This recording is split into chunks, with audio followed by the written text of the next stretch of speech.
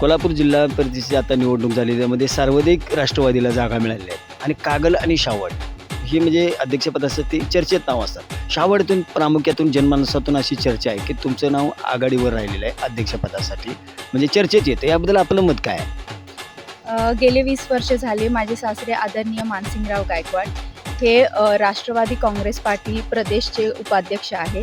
तर एवढ्या वर्षांपासून ते पार्टीसोबत एकनिष्ठ आहे. तसेच माझे पती रणवीरसिंग गायकवाड हे सुद्धा KDC बँकेचे संचालक आहेत. तर तसेच ते आपले आदरणीय मुश्रीफ साहेबांसोबत ते काम करत आलेले आहेत. तर जसं माझे आजे सासरे उदयसिंगराव गायकवाड यांचा जो वारसा चालत आलेला तर तो वारसा मला पुढं न्यायचा आहे.